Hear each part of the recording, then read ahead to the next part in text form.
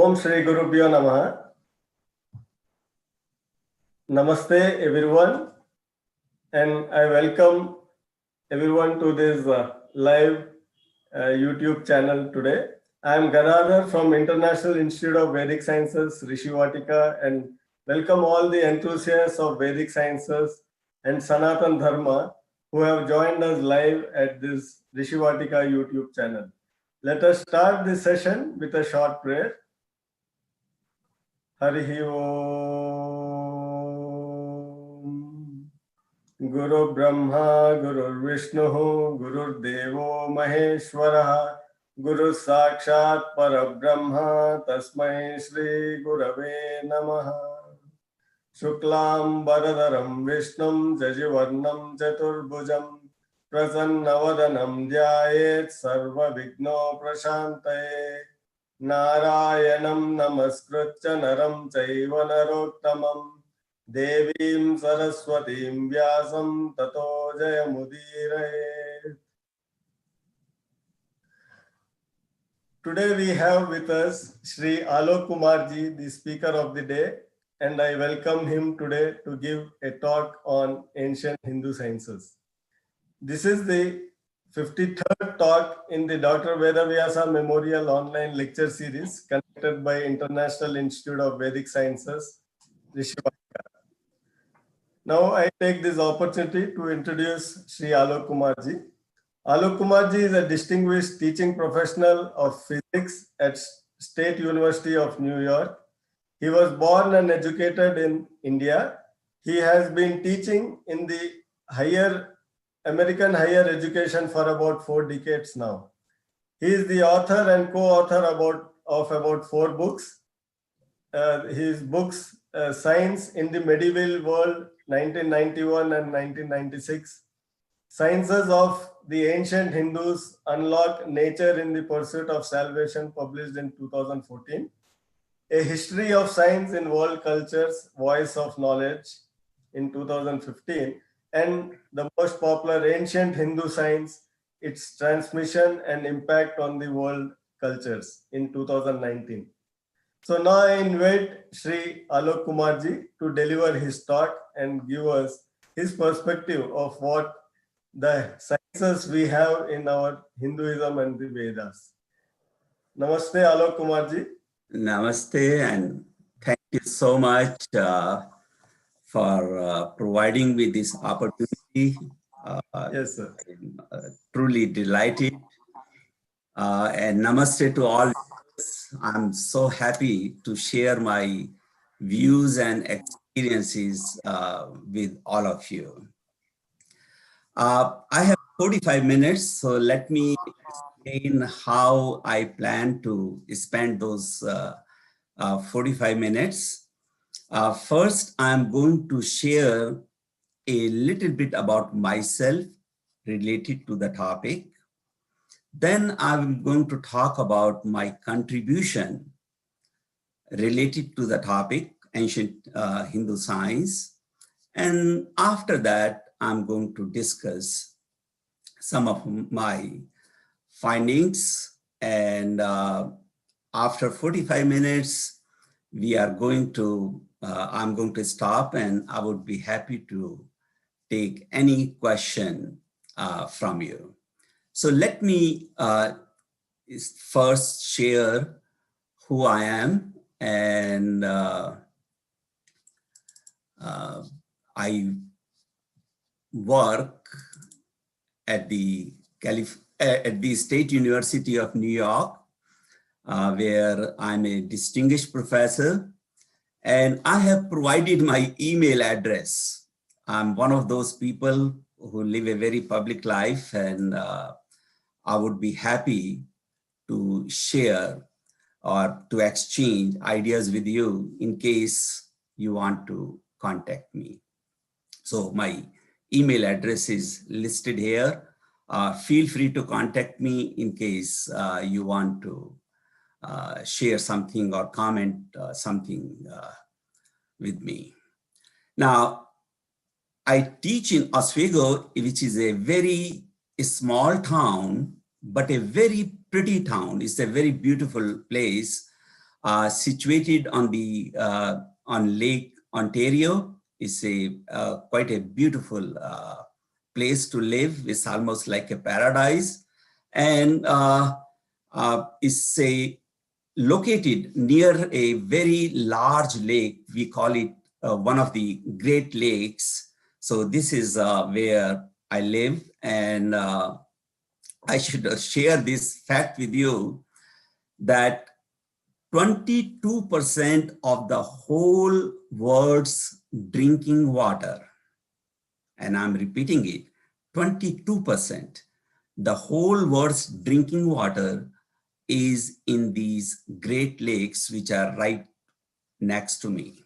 So it's a very, we are very fortunate that we have so much of drinking water while the rest of the world, is struggling with that. Now, I grew up in Haridwar, and that's where, my raising happened. And whatever I have today, intellectual and personal, I attribute it to my raising in this town. I was very fortunate. And some 40 years ago, I came to America, and I have published 4 books. The first one is this red one, Science in the Medieval World. This is a book that is based on an 11th century document from Muslim Spain. So it's a book that tells us the European knowledge about the rest of the world.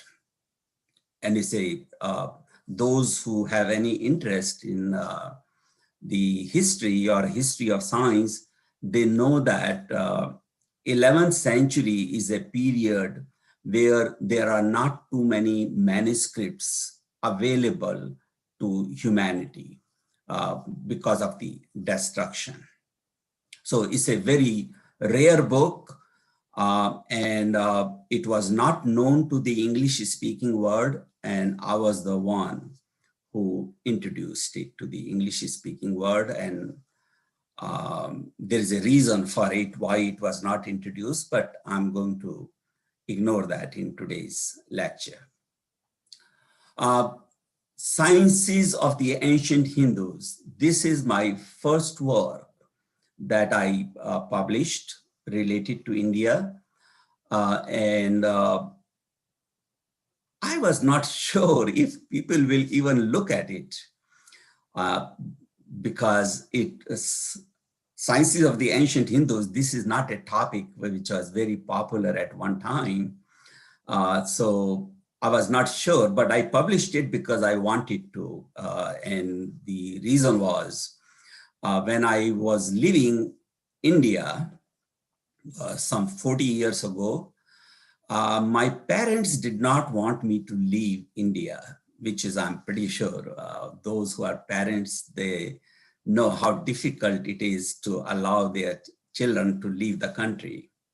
So my parents did not want me to leave the country. And so when they realized that I'm, quite determined to leave the country, just because I wanted to see the world, they said, okay, promise me something, that you will do something back for the country, for religion, and for Hindu society. And so I promised them that, okay, I'm going to do something. And then I decided to write a book about it. And that's how this book, Sciences of the Ancient Hindus, was written. And to my complete surprise, the reception that I received from the readers was truly overwhelming. And so I was quite pleased with that. And that led me to, I thought, if people like so much knowing about India, they would like to know more about the rest of the world too, which is not very well known. And that's how I ended up writing a history of science in world cultures. And then I wrote this book, Ancient Hindu Science, last year in 2019. And when I wrote this book, I decided to publish this book from two different publishers, one from America, which is, the statue one, and another from India, which is this, this blue title page. And the reason was I wanted this book to be available to Indians at a very low price.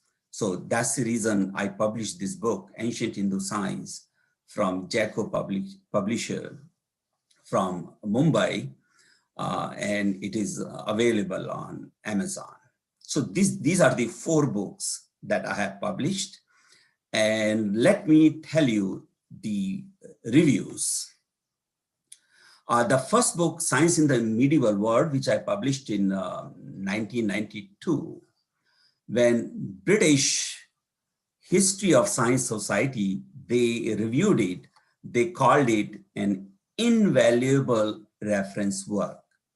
I'm sure those who are in academia, they know that invaluable is not a very common word that is used in defining a academic work, but that's what British Journal for the History of Science decided to do, and others, they also reviewed it very well. And as a result of that, this book is available in most top libraries in the world. And my most recent book,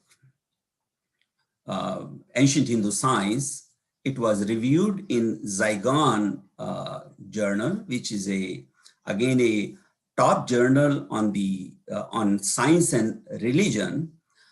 They just reviewed it in September, just last month, yes. And according to the review, that the book presents in a systematic, well-organized and amply referenced way the entire range of contributions of ancient Hindus to science. It also traces how thoughts and insights that emerged in India were received and appreciated and extended by thinkers in many other parts of the world, especially in Europe and America. The style and level of presentation is within the reach of any educated person, and the book is thus a very valuable addition to the growing literature on the subject. So that's what the experts on the history of science, share about this book. Now, the book Sciences of the Ancient Hindus, it was reviewed by the Library Journal, which is again the top journal for libraries all over the world, internationally. And according to that, Kumar, which is my name, succeeds in his ambitious undertaking to link Hindu religion, culture, and history to significant scientific achievements. Recommended to academic libraries acquiring materials on multiculturalism and science. So again, these books are available on Amazon, and they are available in quite a few libraries around the world. I've been very fortunate. And when you publish books, you make lots of friends. I ignore enemies because some people are unhappy no matter what you do, but you make lots of friends. And I recall that about 35 years ago, I received a phone call, and this person said that a former Shankaracharya wants to spend a few days with you. It totally shocked me because here I'm a loner, not known to the world, and how come a Shankaracharya wants to meet me? And the scholar told me that there is only one condition, that make sure that you feed him really sattvic food. Now, being a single person at that time, I used to eat only in restaurants. I never cooked any food. So I didn't know how to deal with him. So I told that this is my situation. I live in a very small apartment, and Shankaracharya must be very, used to very comfortable life, and I cannot provide that life. And he said, don't worry about it. So Shankaracharya came, he saw my apartment, he slept on the floor for 3 days and ate only peanut and fruits for 3 days. That's how much control he had, because he realized that I don't cook, so I cannot, and he didn't want to eat restaurant food. So this is how you get to know lots of people when you publish books or when you write articles. Another example I'm going to give is, it's a very long letter that I received from the president of Mauritius, Rajkeshwar Prayag. He wrote to me and said that, he wanted to read my book, and then after he read it, he wrote a very long letter on the presidential seal. And, I couldn't even believe that a president of a country will read my book, but fortunately it happened, and I got to know him well. So far, by the way, I have not received any such letters or contacts from the Indian politicians. That has not happened. Now, my current activities are that I want to digitize the archaeological sites in India that are rich in science. So I produce those very short documentaries, like 5 or 10 minutes documentaries. And I have done that in Delhi and in Jaipur. And now I'm looking for other cities in India where there is a archaeological site which is rich in science. So if you know some archaeological sites in India that are rich in science, contact me. I would be delighted to know about it. So these are my current activities. And now let me go to the topic that I promised. Now, this is the current status, how much we know about India. In year 2000, there is a international society in India, in America, is called American Association for the Advancement of Science, AAAS. Is a very large international society. And they have a magazine called Science. And in year 2000, they decided to compile a list of top 100 contributions to science in human history. And out of those 100, 2 came out from India. Number 1, the invention of zero, which is attributed to India. And second, the astronomical observation of the Hindus and Mayans people who lived in Latin America. So this is a very important information. And by the zero contribution from China, Africa, Latin America, and the Middle East. So out of 100, these 2 contributions came out from India. So obviously, India must have done something remarkable, with these 2 inventions. The invention of zero is very well known. It is used all over the world. But what about astronomy? I'm pretty sure people who have taken an astronomy course in India, or for that matter, anywhere in the world, do they learn about Indian astronomy or Hindu astronomy? By the way, the term Hindu that I'm using, it is not used, it is used by in the magazine. They did not use the term India there. So I just want to clarify that it's not that I'm making those changes. This is how it was written there.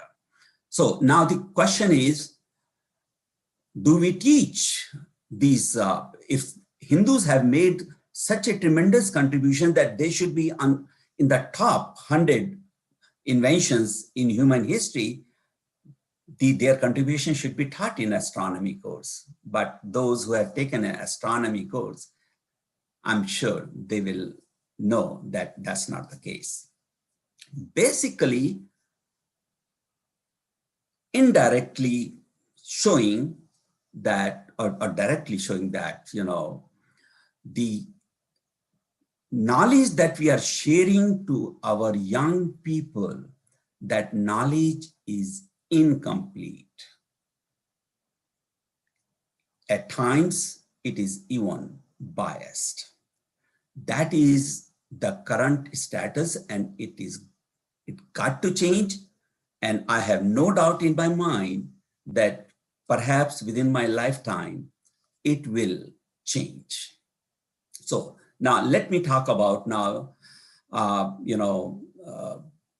what the European knowledge was about India.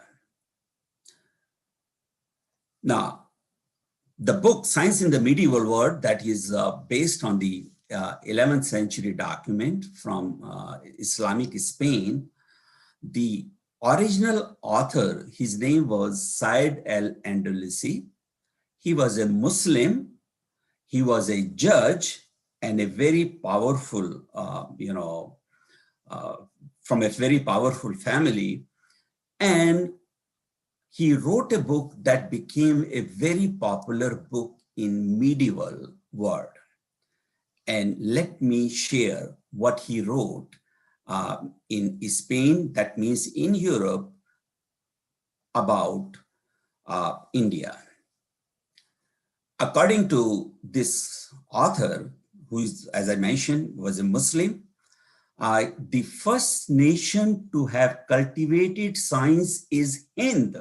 By the way, Hind is the term that he used, not me. This is a powerful nation having a large population and rich kingdom. Hind is known for the wisdom of his people. Over many centuries, all the kings of the past have recognized the ability of the Hindus in all branches of knowledge. So that tells you that this was the European knowledge about Hind or India. Now, he also writes in the same book, the Hindus, as known to all nations for many centuries, are the essence of wisdom, the source of fairness and objectivity, and they are the people of sublime pensiveness, universal epilogues, and useful and rare inventions. Let me talk a little bit about this statement. Again, they are saying this is that Indians were number one. And by the way, that number one or number two is not so important. The important thing is Indians or Hindus were leaders in science and technology.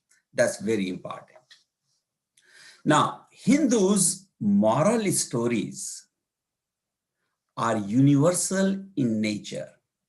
This is a very important aspect that when I'm writing here, universal epilogues, that's what it means. That Hindus, in Hindu books, they will not say that, okay, become a Hindu and then life is going to be good with you. And if you are not, Hindus, you will go to hell or whatever, something like that, Nowhere in any Hindu book that you will find such a thing. They will say that these are the actions you must take. So if you speak truth, it's good. If you don't speak truth, it is bad. So those are the moral stories of the Hindus, which are universal in nature. And Europeans recognized it and realized it. Now, second thing he talks about is that Hindus made rare inventions. And that's the focus of this talk. What are those rare inventions? What did they do? It's quite interesting. That's what we are going to discuss in the coming few minutes. Now, first thing is why Hindus were able to make these rare inventions. That's the secret lies in their traditions. Like nowhere in Hindu books, they say, okay, follow it because I'm saying so.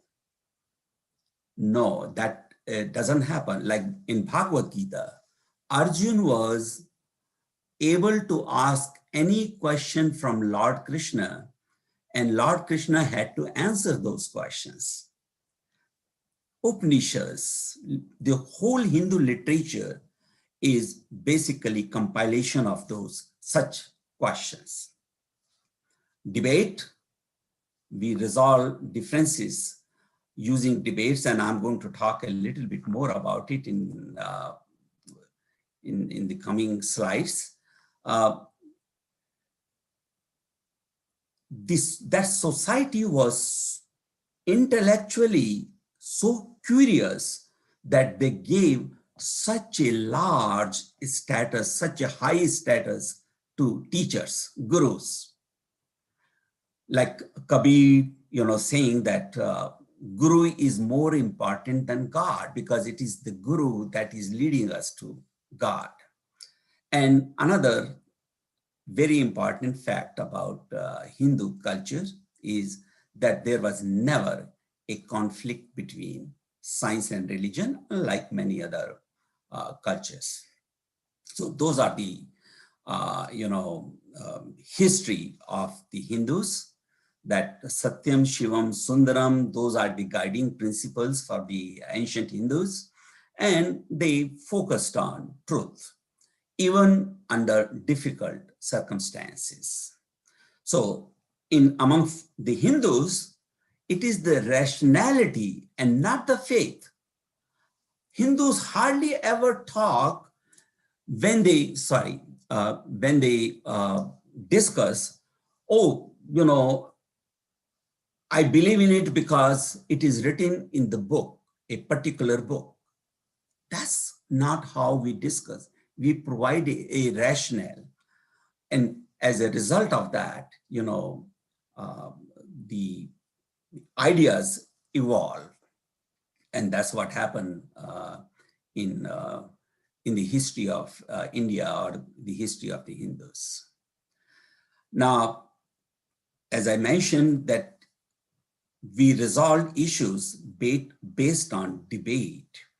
And if those who have studied Charak Samhita, they know that how detailed those rules are. In fact, that's how the Charak Samhita was written. It was a symposium of scholars, and they debated how to make person healthy, and then compiled a book. We call it Charak Samhita. So even marriages were conducted based on debate, and this is how that society was. I'm going to, I have already talked about the role of the guru, and that shows how intellectually inclined the Hindu society was throughout in history, that gurus were so respected. We even have a festival, we call it Guru Purnima, and that shows the culture. Now, progress in science has never been a hindrance to the spiritual growth among the Hindus, and the disciplines of astronomy, mathematics, chemistry, physics, yoga, medicine, they were practiced to meet the needs of religion.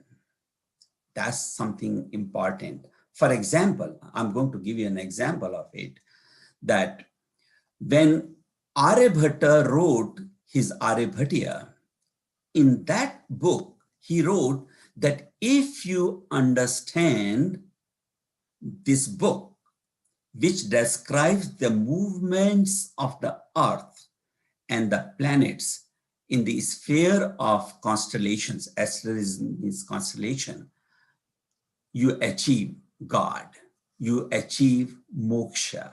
So in Hindu culture, by becoming an expert on astronomy, you could achieve moksha.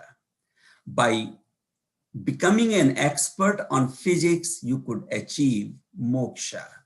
By becoming an expert on medicine, you could achieve moksha.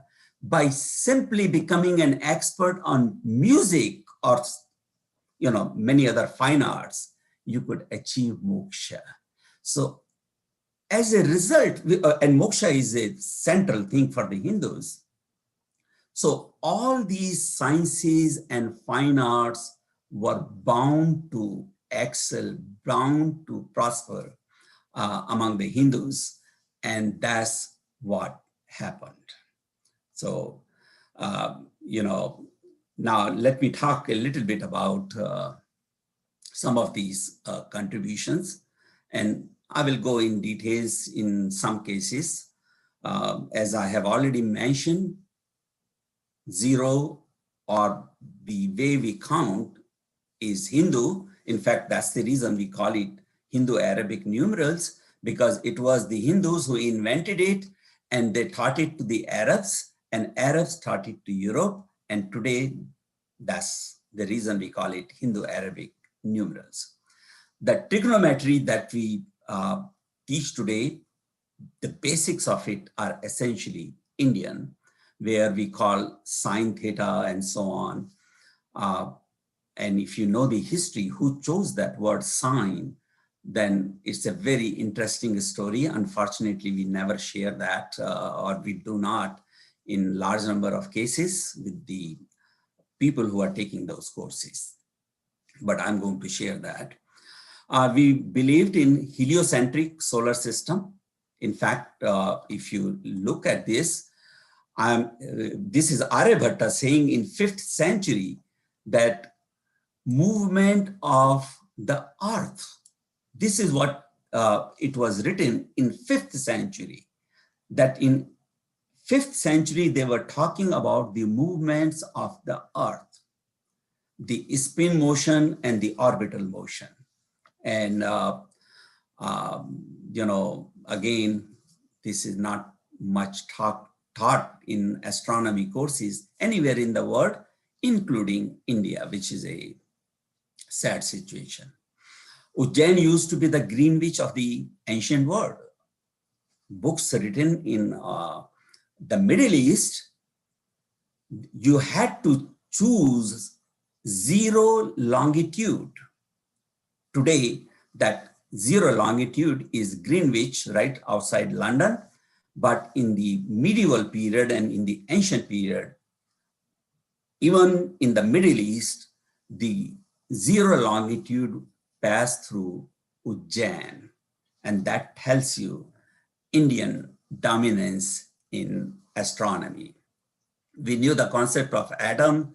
We were making steel and iron pillars that did not rust with time, with humidity. We came up with a system of medicine. We call it Ayurveda. And there is the most important role of Ayurveda. If I have to say 1 or 2 things, one is the role of mind in the welfare of physical body. how mind and physical body are intertwined.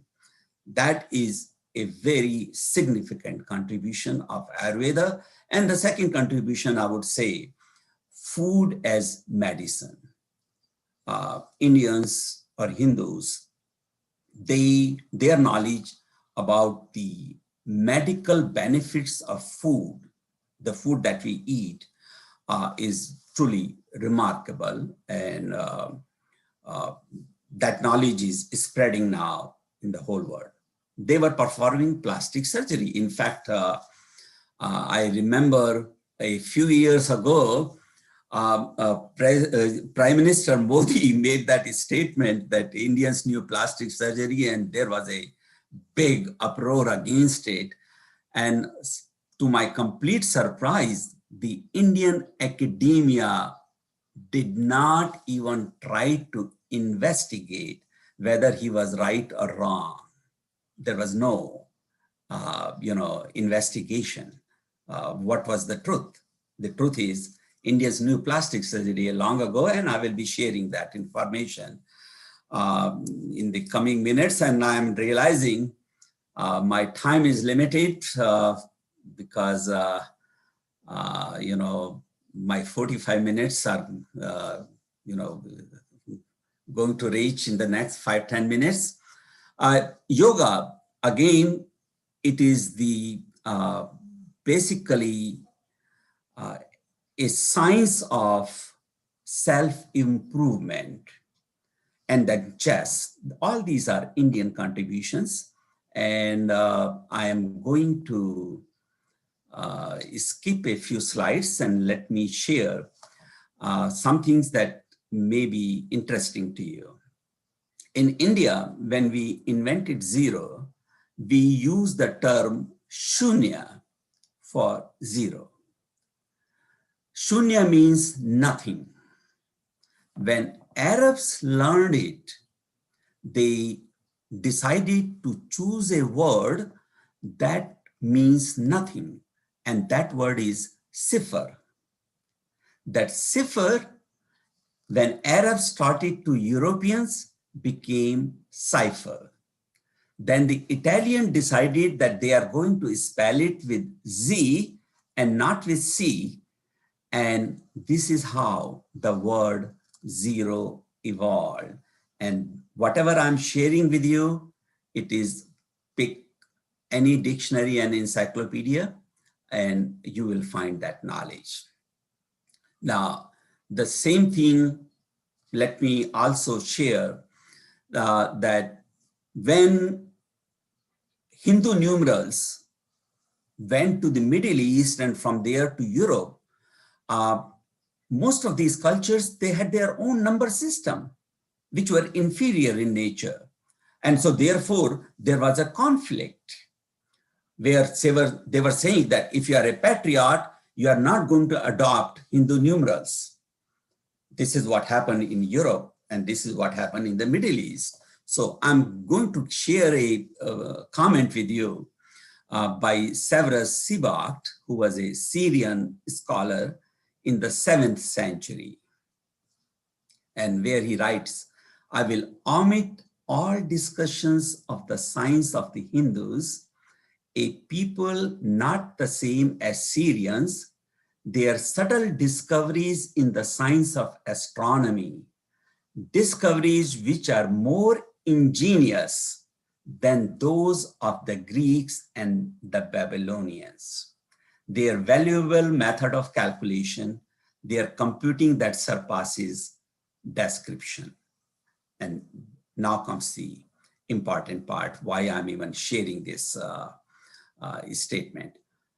I wish only to say that this computation is done by the means of 9 signs. If those who believe that they speak Greek, that they have reached the limit of science, should know these things, and they would be convinced that there are also others who know something. So basically saying that, listen, Hindus are far ahead of the Greeks in astronomy and in mathematics. Obviously, This was in 7th century when there was a struggle whether they should follow the Greek symbols or Greek mathematics or the Hindu. And today we know that the Hindu system prevailed. And same situation statement here from Leonardo Fibonacci, where he's saying just to learn Hindu mathematics or Indian mathematics, he is going to Egypt and Syria and Greece and Sicily and Provence, which is a part of France, because is so effective. And then he wrote a book and introduced these place value notation in Europe. And today, even a young child, before they learn their own language, they learn about Hindu mathematics, because counting comes first before we teach alphabet. This is the truth. And I'm going to skip. Let me share the story of sine function, sine theta in trigonometry. Those who have taken a course, they know that sine theta is the perpendicular divided by hypotenuse. Again, a very interesting story that it was called Jaya in India. When Arabs learned it, they chose a word that had a similar pronunciation, and they chose the word Jab. Now, those who know a little bit Arabic, they know that Jab means pocket, pocket that we have in our trouser. In fact, even in India, because of the Persian influence, that term is common even in India. So that's what it was called in the Middle East. When Europeans learned this concept from the Middle East, they literally chose the word pocket in Latin. And the word pocket in Latin is sinus. And then we eventually shortened it to SIN, and because it's pronounced as sin, and that's not a very good word to pronounce, so they started pronouncing it as sine. So that's the history of trigonometry function sine, which is again in if you pick up most dictionaries and most encyclopedia, you will find this knowledge. Unfortunately, it is not in all trigonometry books, even in India, which is a very sad situation. And that tells us that knowledge that we are sharing with our students, it is still incomplete, and it favors some and against others.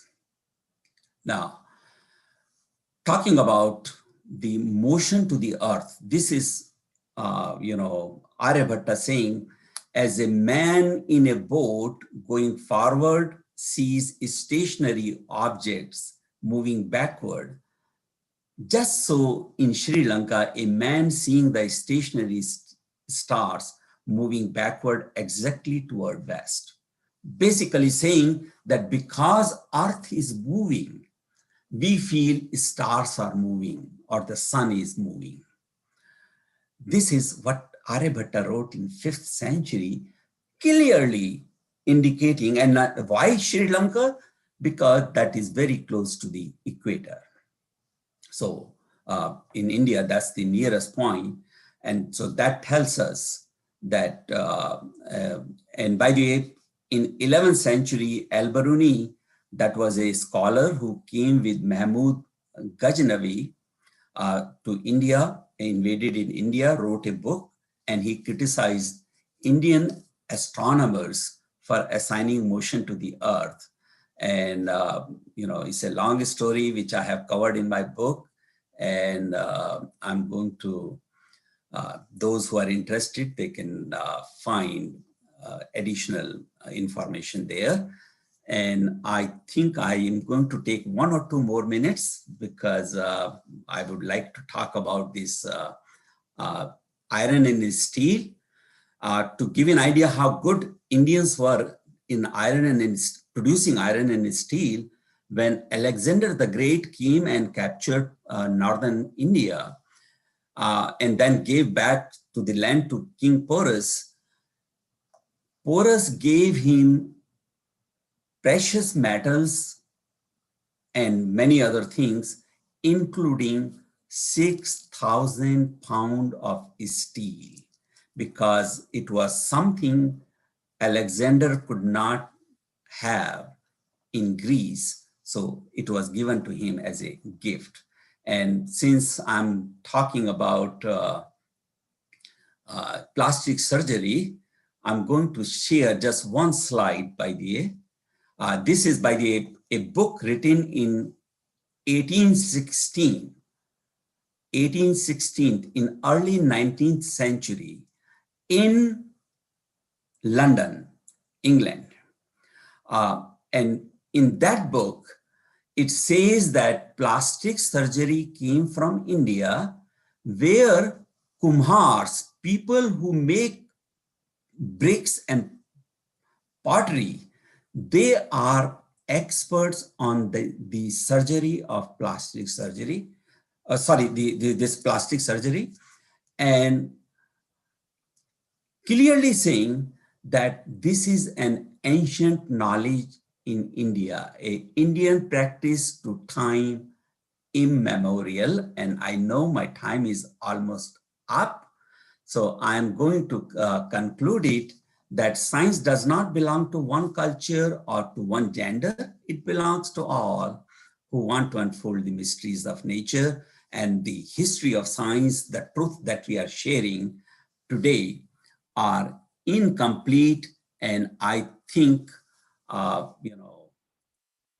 it got to change, and I have no doubt in my mind that it will change within my lifetime. The only thing is, in India and elsewhere in the world, we have to attract the great minds to explore that, those facts and share it with the rest of the world. That's what I'm trying to do. And I'm going to stop, and I would be open to any question that you may have. And I have written 4 books, and I know what I have been able to share is only tip of the iceberg.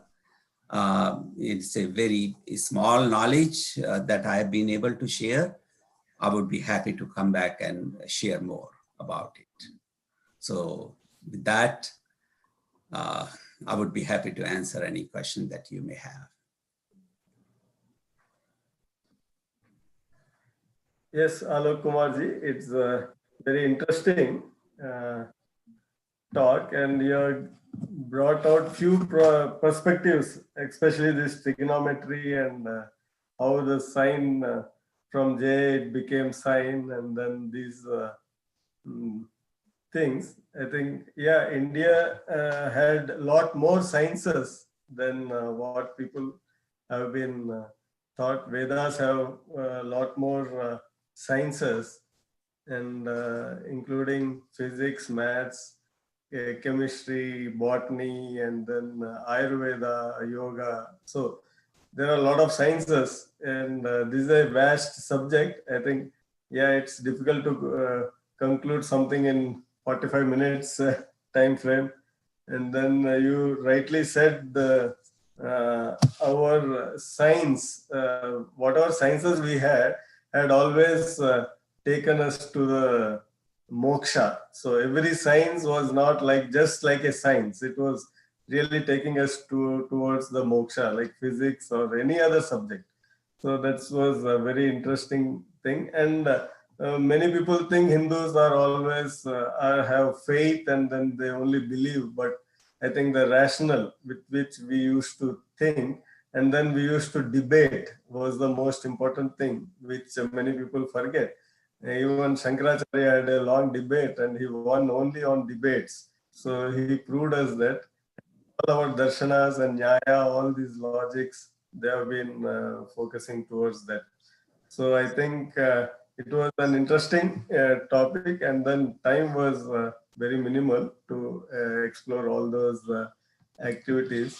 So I think they're not. There's one question. I think I'll take it. So, what was the reason? Pradeep Chandra is asking, what was the reason Pythagoras was burnt alive? Any reason that he praised about Hindu mathematics? Is it because of that, uh, or even for his famous theorem? Can you repeat the question? Because of the internet, I did not hear it properly. Sure. One Mr. Pradeep Chandra is asking, please tell what was the reason Pythagoras was burnt alive? Any reason that he praised about Hindu mathematics, even for his famous theorem? Oh, that's a very interesting question. And I had a few slides there basically showing that throughout in our history, in historical documents, we have written, or scholars have written, that Pythagoras got his ideas from India.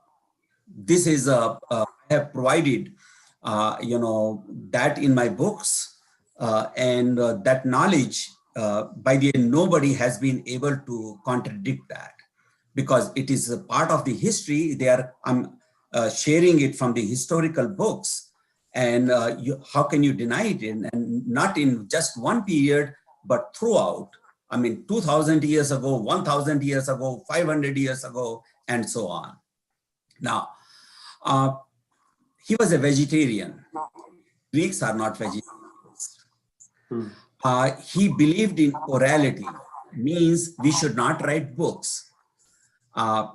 Greeks were in practice of writing books.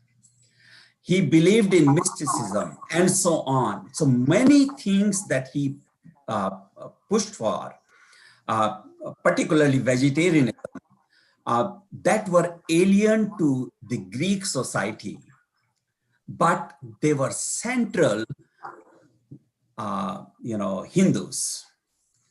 And so the Greek society was not very happy with those, and that's part of the reason he paid the price. And he was not the only one who paid the price.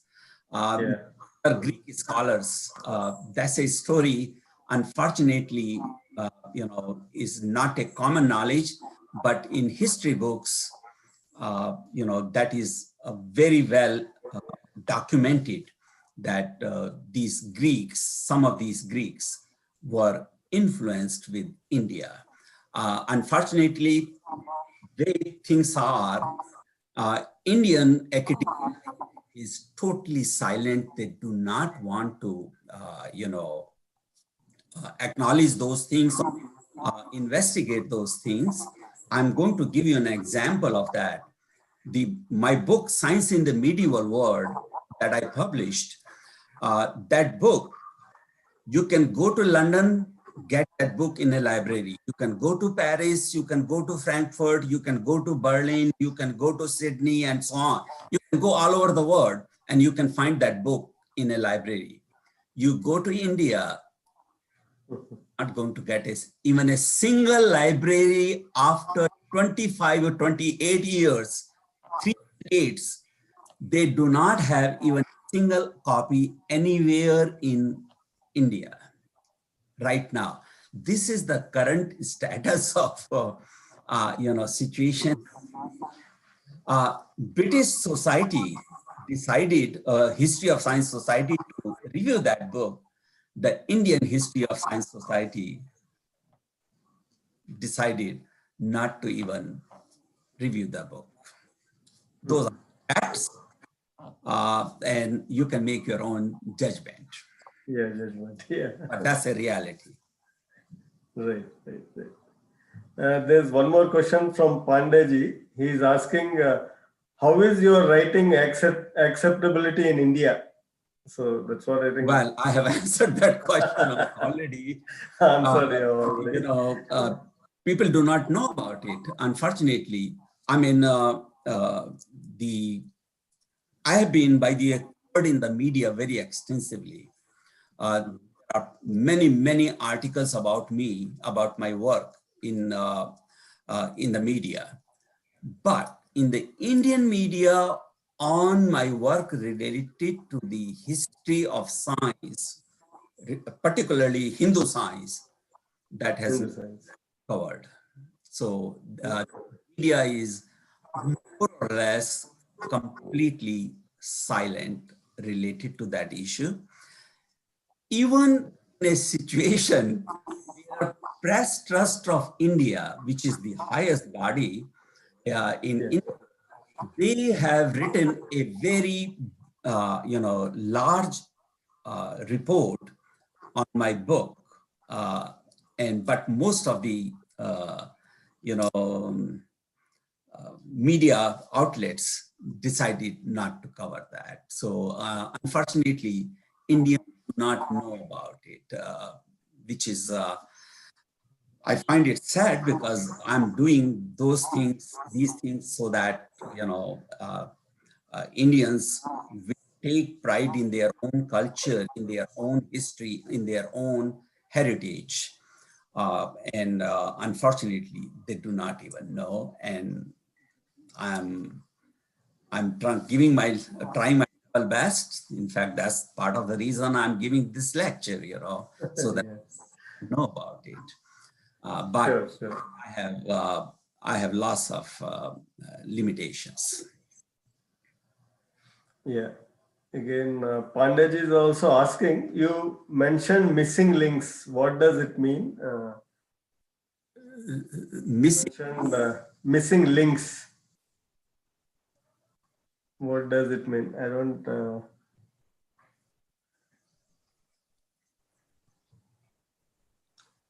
I think we missed some. Basically, what he may be alluding to is these historical documents and the historical facts are not the mainstream knowledge in academia. Academia, yeah. Those are the missing links that we have. I mean, it would be nice if a child who is learning about trigonometry can learn about this, that the concept started from India, then went to the Middle East, and from there went to Europe. It makes history, nice story, and yet they are basically Hindus, Muslims, Christians, they are all involved. And unfortunately, we are not sharing those. And then we wonder why, people find mathematics or math education to be so abstract. Well, because there is no human touch in we teach, and we lose the dynamic aspect of mathematics when we don't share the human history in math courses, which is basically a turn off, and it is, I think, detrimental to math education. It got to change. It will change. I'm pretty sure of that with time, it is going to change. Yeah. So I think there are no more questions to be taken further. Yeah. I think we'll conclude here. Yeah, by the way, thank you so much. Such a pleasure to get to interact and share my views with the viewers. And if I can be of any help, need to contact me. I have provided the email address to all the viewers. Feel free to contact me. I would be delighted, to share my experiences with anybody. Thank you so much again. Definitely, sir.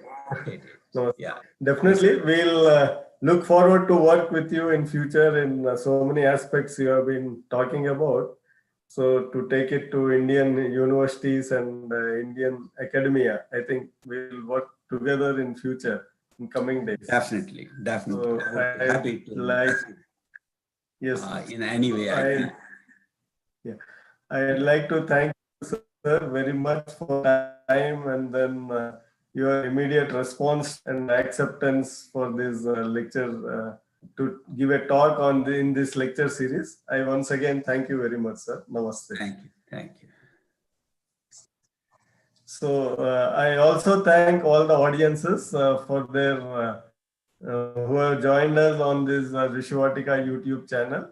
And tomorrow there's a small announcement. Tomorrow at the same time, 7:30 evening, we have Shri Balram Singh ji from US again. He'll be talking about scientific approach and science in Vedic sciences. So we'll meet again tomorrow. Until then, namaste everybody. Thank you. Thank you, Alok Kumar ji. Thank you so much.